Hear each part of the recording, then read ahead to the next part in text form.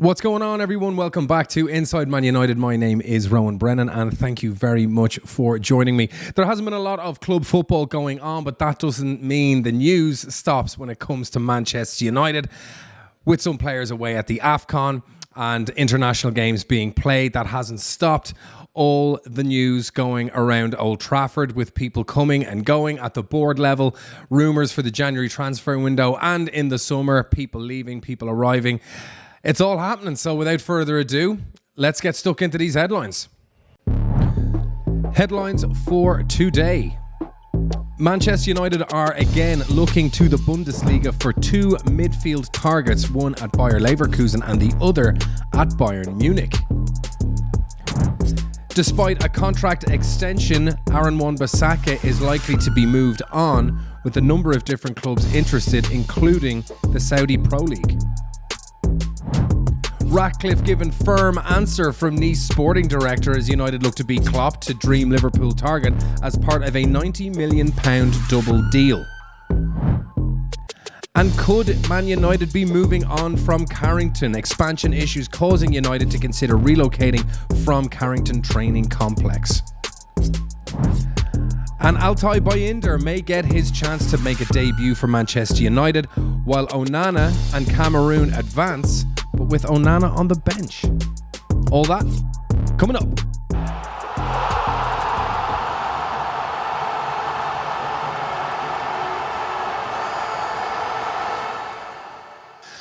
So welcome back, everyone, and let's just get straight into the news. Man United scouts were spotted recently at a Leverkusen-Leipzig game with a number of different players being looked at, but it is thought that one of those players could be one Mr. Ezequiel Palacios.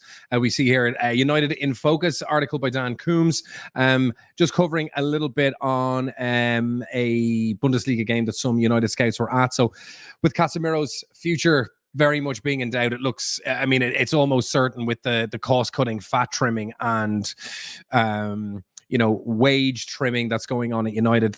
Someone on the bloated wages of Casemiro, that's whose transfer fee gets smaller and smaller the more he delves into the wrong side of 30. It looks like his position is going to be one of the key areas that United want to try and reinforce. So while United, Casemiro's future has been the subject of more speculation, the Star reporting Ineos will look to move him on in the summer. I think everyone is saying that they're going to move him on in the summer. And to be honest, I love Casemiro last year, but on the wages he's on and how much he's costing the club, his injury record, even his disciplinary record, even when he is fit, he missed a bunch of games last year. So claims from Foot Mercado has requested that Al Nassr sign Casemiro to the Saudi Pro League. There's also talk of Wan-Bissaka going there as well, which we will cover later on. Between now and the end of the season, Casemiro will have a role to play. So United are obviously going to be hoping for bids for him at the end of the season. As such, United have been looking after this young man. Not so young anymore, actually. He's 25, but it's Bayer Leverkusen's Ezequiel Palacios. Of course, Bayer Leverkusen, top of the Bundesliga, absolutely flying this season under the tutelage of the very talented Xabi Alonso. And sticking it up to his old paymasters at Bayern Munich, who seem to be kind of struggling, lost recently. And despite Harry Kane scoring 29 goals in 22 games and destroying the scoring charts in the Bundesliga, they still find themselves not on the top spot. So it just kind of goes to show you the defensive frailties going on at Bayern, even in a league as, I don't want to say weak, but as weaker or not as strong as maybe La Liga and the Premier League. And it just kind of goes to show you that even with Upamecano and Kim Min-jae and Matthias de Ligt, all considered, worldy centre halves, they are a leaky bucket over there. So there's also rumours linking United with de Ligt, which is hardly surprising given his work with Ten Hag in the past. I don't want to see de Ligt there. He made a lot of noise, like so many of the Ajax players in that squad that was all conquering, but has not trained on, bombed out of Juventus, lost his place at Bayern. I don't see how a player that has that kind of history, post Ajax would be someone United be interested in. Plus, he's got a bad injury record, and I'm just not interested in a player like that. So I hope to God we don't sign him. Not something I thought I would have said 5 years ago, but I certainly think it now. So Ezequiel Palacios stars in front of Manchester United scouts. So United were also looking at Benjamin Sesko, Jeremy Frimpong, the right back who United have been linked with, God, for at least 12 months now at this stage. And it's someone who is coming back into the fray, as well as Denzel Dumfries as well. I'll touch on that a little bit later when we're speaking about Wan-Bissaka and Jonathan Tah as well. Don't know much about him. But it was midfielder Ezequiel Palacios who would have stood out during this game, dominating proceedings in their away victory against Leipzig. 89% pass accuracy, won 9 duels, more than any other player on the pitch. I think he's in the top 10 in Bundesliga as well for tackles made and ball retrievals. So he does excel in a double pivot role, which would obviously be very exciting for Kobe Mainoo fans. That kid's not going anywhere. He's going to be United mainstay for at least the next 5 to 6 years if we don't lose him to somewhere else, which I don't think we will under the new Ineos tutelage that we have getting put together.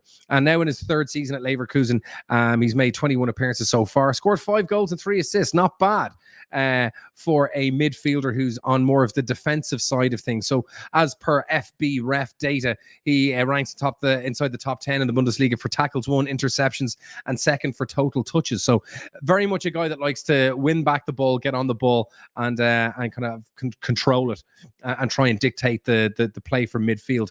And so yeah, it says here that United could be looking at him as well as other players. You can see here 25. Leverkusen came from River Plate, and of course Argentinian, so would have some friends in the United squad in the shape of Garnacho and of course Lisandro Martinez. So yeah, interesting to be linked with them. I'm always a little bit sus of players that are plying their trade outside of La Liga and the Premier League at the age of 25.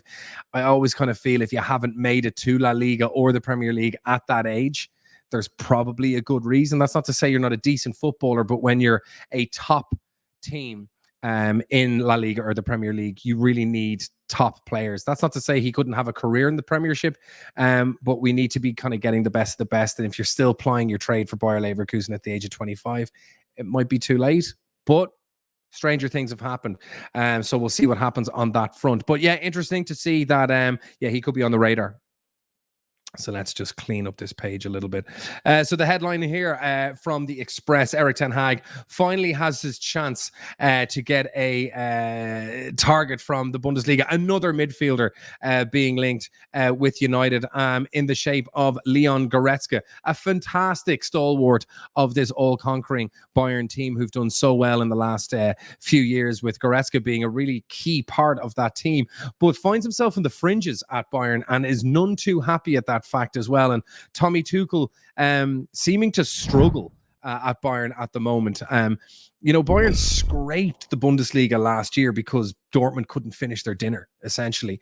And Dortmund should have won that league. And Leverkusen are, they're doing very, very well. And Bayern aren't kind of having the run towards the title that they're maybe used to. So a golden transfer opportunity Ten Hag has waited patiently for could be about to land. Munich midfielder Leon Goretzka has grown frustrated in recent weeks, and he let his feelings be known in a post-match interview after their recent loss. And so yeah, United have been interested in Goretzka even before Ten Hag was appointed, and he's a fantastic footballer, and he's been dropped, and it's been much to the annoyance of Bayern fans and maybe even some within the club. So an agreement never materialized, but the 28-year-old may be starting to have a change of heart in the Bundesliga. His last 2 appearances have both come as a sub, with Tommy Tuchel preferring Guerrero in the middle of the park for whatever reasons they might be. So he's been limited to just 25 minutes on Sunday. They suffered a 1-0 defeat at home to Werder Bremen. Not a good look. I mean, we saw what happened Bayern last year. I mean, even the great Oliver Kahn and other members of the board were fired, and their technical director has also left by mutual consent, and there's talk of United maybe going for him as well, but he fell out in spectacular fashion with the Bayern hierarchy last year as well. So when asked for his assessment of the game, German outlet Bild, who you probably know quite well, they're kind of the at the forefront of all things German and sport. He just replied, "Not today. Sorry." German legend Lothar Matthäus went on to explain how the midfielder's omission was a head scratcher for everyone. So even the great Lothar Matthäus, who for United fans might remember looking completely despondent when we got that Champions League in '99, Lothar Matthäus looking absolutely distraught. It was beautiful.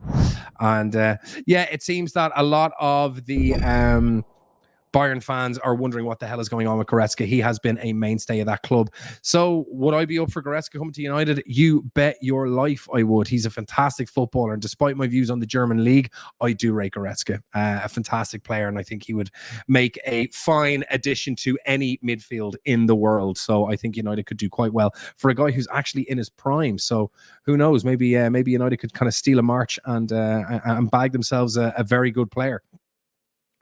Next up, Man United defender set to be next in line to join Saudi Pro League. Now, there's big talk. Now, you might know that Wan-Bissaka, his agent, was speaking with United recently, and United extended his deal. And as we know with United, just because your deal has been extended doesn't mean they actually rate you as a player. Doesn't mean you're necessarily going to play very many games. It's mainly to retain the value, either for selling on or for their books. United's bookkeeping was very strange, the way they were keeping on players who never really played with exorbitant salaries. I think it kind of kept the valuation of the club up in terms of their asset value. Very, very strange. But it's now been revealed that Wan-Bissaka's agent, when he did speak with United, despite extending his deal, the talks didn't go particularly well. And it would seem now that Dalot, given his reasonably okay performances, people have been saying he's been revelatory. Don't forget, our defense has been fucking shit this season, and Dalot's been absolutely as culpable as anyone else. So this kind of revision of how great Dalot has been this season is utter bullshit. But he has been flexible. He's come in at left. He's come in at right. He's scored a couple of goals. He's provided a few assists, and he's actually not been that bad. And he's certainly got more going forward than Wan-Bissaka has. And it looks like Wan-Bissaka could be on his way out of United and not really required as a first-team player. Now, the talk is that he could be used as a swap or a make-weight in a deal, either for Eberechi Eze or Michael Olise from Crystal Palace. And I'm sure he would love to go back to London, go back to the club where it all began for him. And Crystal Palace, a solid Premier League outfit. There's certainly worse players for a player like him to go. So yeah, it seems that the Saudi Pro League is also an option as well. So the article goes on to say the Saudi Pro League, who signed Ronaldo, etc., are looking for a right back. Now, the big story here is that they went for Emerson Royal at Spurs. So there is definitely a right back requirement at this club. And it looks like Spurs have kind of told him to go and do one. Emerson Royal isn't for sale. And as such, now they want to try and bring in Wan-Bissaka because they just need a right back. So they couldn't get him. Now they've turned their attention to Wan-Bissaka. So Wan-Bissaka had been one of the success stories under Ten Hag, which is true. He was quite resurgent last year. He played very, very well. But injuries have affected him this season. And his contract does run until the end of next season now that it's been extended. So Dalot playing double the amount of Premier League minutes that Wan-Bissaka has. So it's quite clear who Ten Hag's favorite is in that position. But I think a new starting right back is going to be brought in. I don't think Dalot is going to be the starting right back for Manchester United next season. So United's January business seen them recall Alvaro Fernandez from Granada, who headed back on loan to Benfica. Jadon Sancho, Reguilon, all these players that are leaving. It would be no surprise to see Wan-Bissaka join the masses in that exodus, because United are trimming fat, cutting wages, shipping out the dead weight, and just trying to trim down the squad to its bare essentials and bare bones before they start padding it back out with new recruits. And looks like Wan-Bissaka could be one of those more high-value members of the team where we could actually get a reasonably good transfer fee for him. I mean, if you could get 30 or 40 million for Wan-Bissaka, I'd snap your hand off. He's been okay, but is he the kind of right back that's going to help you win a league? The answer is no. He might be an okay backup, but with the valuation he would be and the money you could get for him, why have him sitting there getting splinters in his ass? You're better off just moving him on. So Ratcliffe given firm answer as Man United look to be Klopp to dream Liverpool target as part of a £90 million double deal. So these are the two men in question. We've got Kefren Thuram, defensive midfielder for Nice, and of course, the long-term target, Jean-Claire Todibo. So new Man United investor Jim Ratcliffe has been sent a firm message from officials of Nice, which is hilarious seeing as he owns Nice. That's like, you know, you telling your boss off what he needs to do and whether or not you're going to be going on holidays and whether you can leave early. It just doesn't work like that. So yeah, it's interesting to hear that the people Sir Jim Ratcliffe is employing are giving him firm messages. Hands off the players you own, which is kind of funny. But yeah, it looks like they are two players that United are being very strongly linked with. So he wants to improve the playing squad. A bulk of their business, however, will no doubt be done in the summer. I think Leeds are very hesitant to lose these players in the summer, particularly when they're doing so well. They've got the best defensive record in League One, and they're doing quite well in that league and could absolutely conceivably win League One, and they're going to want their best players to do that. And with him having taken over Nice, you know, them getting to this end of the table has been the goal over the last 5 years, and the work they've been doing at that club is finally coming to fruition. So when they're so close to achieving one of their best league finishes since he's taken over, for him to whip away two of their best players for the second half of the season it'd be great for United fans. I don't care about Nice, but just from a business perspective and a club owner, I think it probably wouldn't be the best idea. Maybe take one, but you can't take both. So with Ratcliffe set to appoint a new sporting director at Old Trafford, much of the club's transfer dealings are expected to be taken out of Ten Hag's hands, hopefully. Haven't really had a huge amount of confidence in his record so far. He's been unlucky with injuries to Martinez. Onana'S been a bit of a funny one.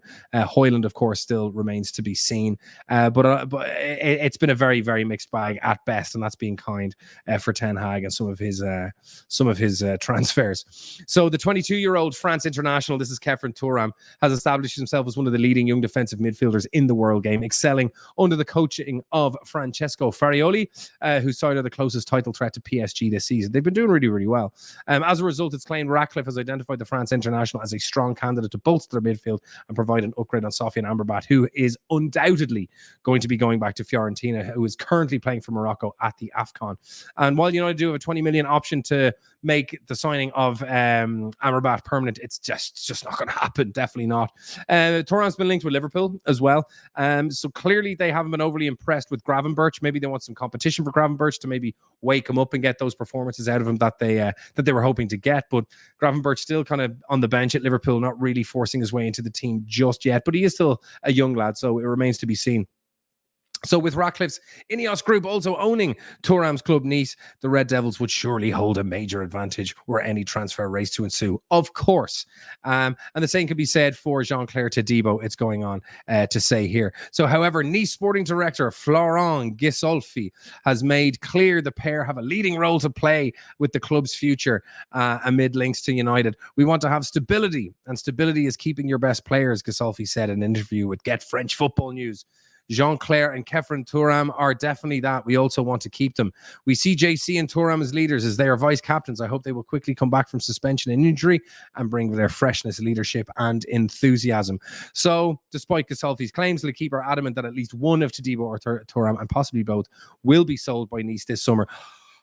Definitely Todibo was on his way. I think that's almost certain. And it'd be nice to get Kefren Thuram. It'd be nice to get some young lads, French internationals. You know, the French have always produced very strong players for the last, for decades. They've had varying levels of success at international level, kind of pre-90s. But for a long time, they've always produced some of the best footballers in the world in every department of the pitch.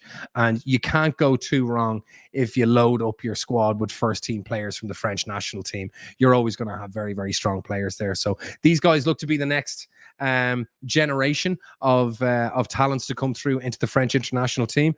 And there they are with with Ratcliffe kind of looking over at them lovingly. So yeah, let's see what happens in the summer. But I'd like to see at least one of them, if not both, coming in. Expansion issues causing Manchester United to consider relocating from Carrington.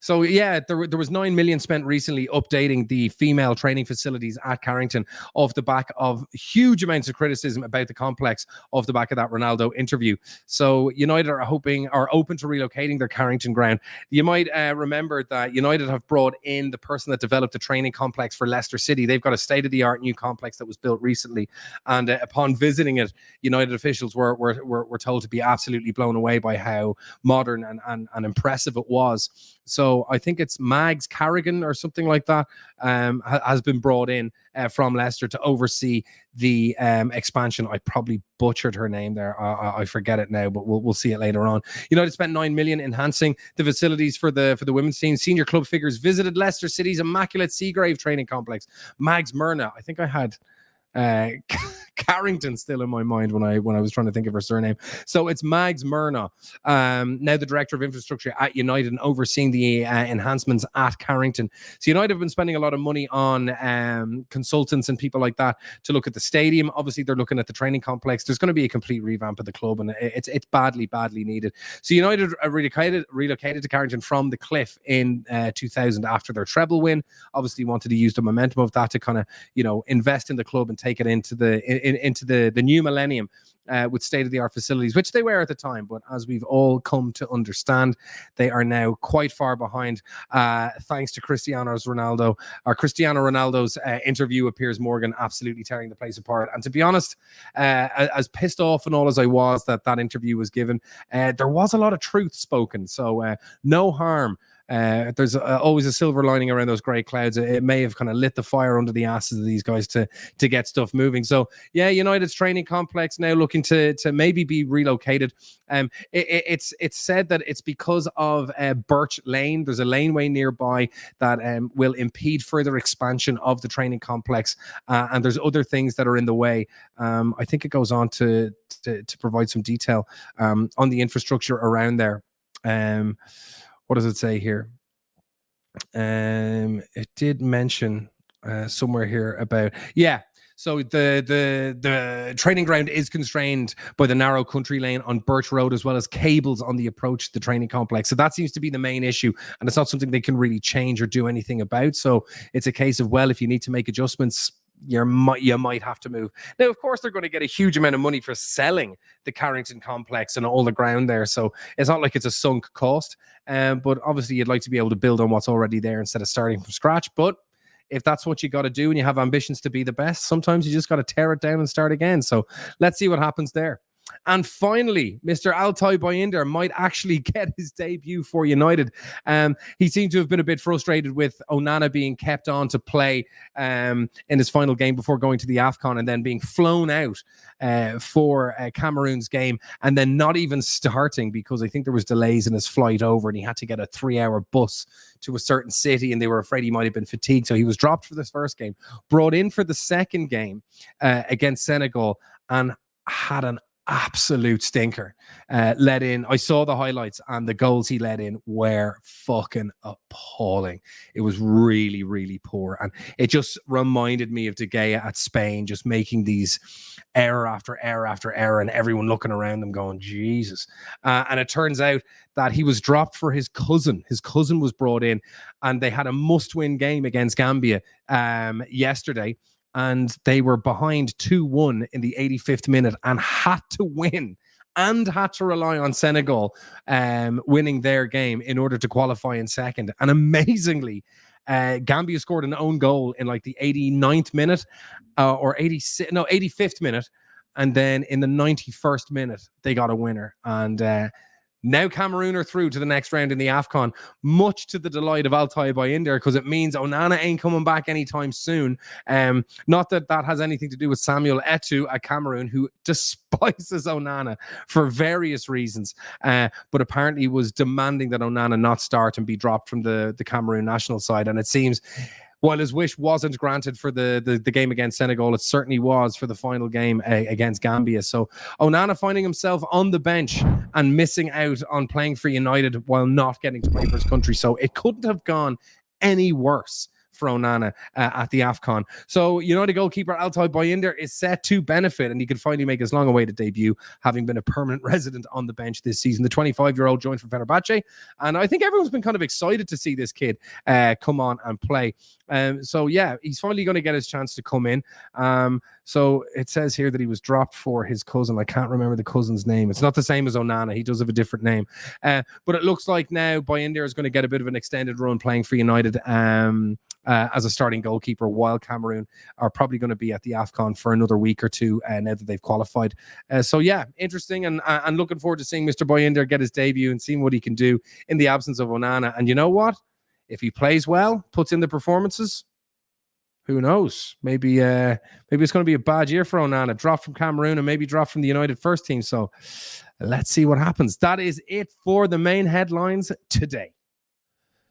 So what do we think of those headlines? Would you have Ezequiel Palacios? Would you be happy to have Leon Goretzka come in and replace Casemiro? Wan-Bissaka, a lot of people were very excited to see his return to form under Erik ten Hag, but he has lost his place to Dalot, who I'm not a huge fan of either, but yeah, it looks like Mr. Bissaka, or Wan-Bissaka, is going to be on the way out, and some much needed funds coming back. And I mean, who do we get? Do we get Jeremy Frimpong? Is it going to be Denzel Dumfries? Apparently Inter Milan are offering him around, and he was offered to United recently, and United refused. I think United fully intending on keeping Wan-Bissaka until the end of the season and trying to do their deals correctly in the summertime. But there's been a lot of outgoings in January. I don't think there's going to be too many people coming in. We might get a loan for a couple of players. Certainly we need someone to come in the striking department to help out poor Rasmus Højlund. And yeah, Altay Bayındır are finally going to be getting his debut for United for their next game. Much to his delight, I'm sure. He's just been watching on as Onana just absolutely dragged the arse out of the games he could play in before going to join up with Cameroon in the Afcon, who he's not even getting a game for now, which is kind of strange. As always, thank you very, very much for joining me, and please do not forget, hit that like button, hit subscribe, hit the notifications. It really does mean a lot, and I will see you on the next one.